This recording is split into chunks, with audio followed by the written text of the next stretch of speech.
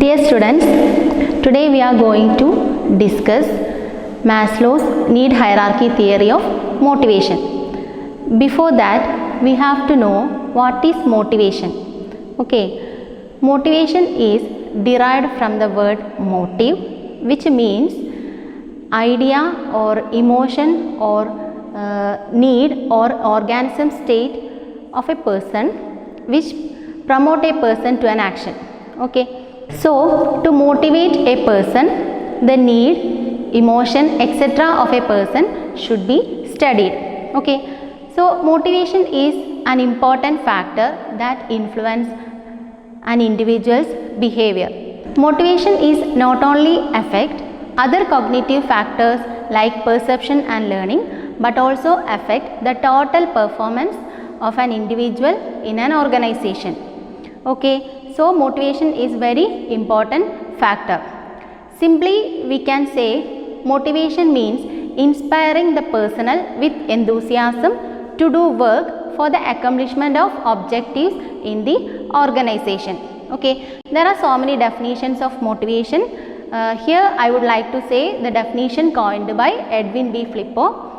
According to Edwin B. Flippo, motivation is the process of attempting to influence others to do their work through the possibility of gain or reward.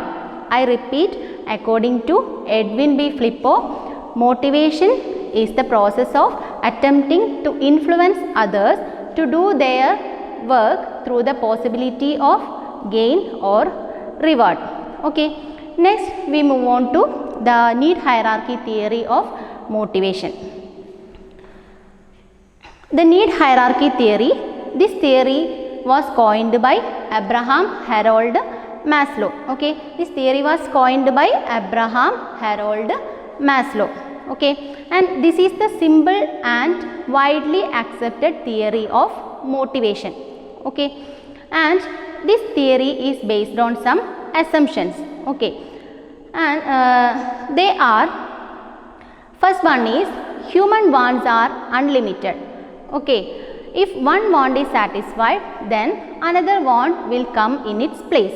Okay, the next factor is only unsatisfied needs will influence human behavior. Okay, the unsatisfied needs will influence human behavior. So the unsatisfied needs act as the motivators. Okay, then third point is these needs are arranged in order of importance, or it is arranged in a hierarchical form. Okay, then fourth assumption is as soon as the lower level of need is satisfied, then the higher level of need will emerge. Okay, so these are the four assumptions, and based on these four assumptions Abraham Maslow propounded this theory. Okay, then next we have to know what are the types of needs explained by the Maslow. Okay, so the first level, here you can see the first 5 levels of needs. They are physiological need, safety need, social need, esteem need, and self-actualization need. Okay, so the first level of need is the physiological need. Okay, this is the basic and powerful need of all other human needs. Okay, this is the basic and powerful need of all other human needs. Okay, and the physiological needs include the need for food, drink, oxygen, sleep, shelter, sex, etc. Okay, and this is the need for physical survival of an organism. Okay, if a person is not able to satisfy this physiological need, then he will not try to attempt to satisfy higher level of need. Okay, if a person is not able to satisfy the basic level, that is physiological needs, then he will not attempt to satisfy higher level of needs. Okay, then once the physiological level, that is these needs, okay, once the physiological levels are satisfied, then the next higher level of need will arise, that is safety need. Okay, then the safety need include protection from physical harm, illness, economic disaster, etc. And in an organizational context of view, safety needs includes job security, safe work environment, then increase in salary, unionization, etc. Okay. Then management can influence the safety needs by providing the benefits like pension schemes, provident fund, insurance, etc.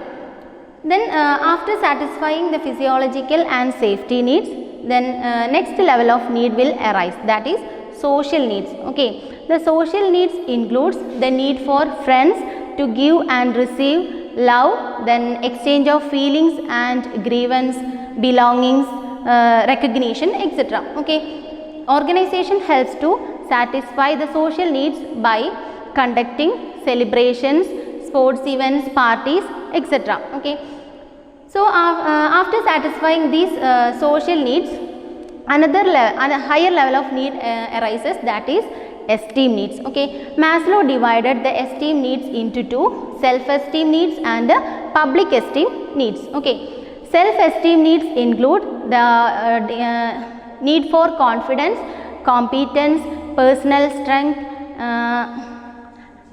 achievements, adequacy, then independence, freedom, etc. Okay, so the need for self-esteem needs include confidence, competence, personal strength, achievements, adequacy, etc. Then public esteem or esteem from others, it includes status, recognition, prestige, acceptance, etc. In an organizational context of view, self-esteem needs include merit pay, peer recognition, responsibility, etc. Okay, then organization helps to satisfy the self-esteem needs by giving challenging work assignments and personal encouragements, etc. Okay, after satisfying these four levels of needs, the next higher level of need is will arise, that is self-actualization need.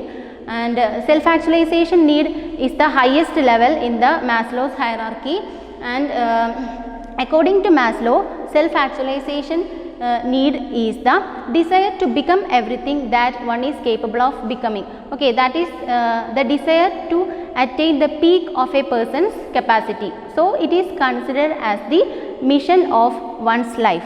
Okay, so these are the 5 levels of needs explained by the Maslow. They are physiological need, safety need, social need, esteem needs, and self-actualization needs. Okay, so these are arranged in a hierarchical order from bottom to top. Okay, so the Maslow's theory is based on the assumptions that what are they? Human wants are unlimited. If one want is satisfied, another want will emerge, and only unsatisfied needs will influence human behavior. So the unsatisfied needs act as the motivator of a person. Okay, so this is about Abraham Harold Maslow's need hierarchy theory. Thank you.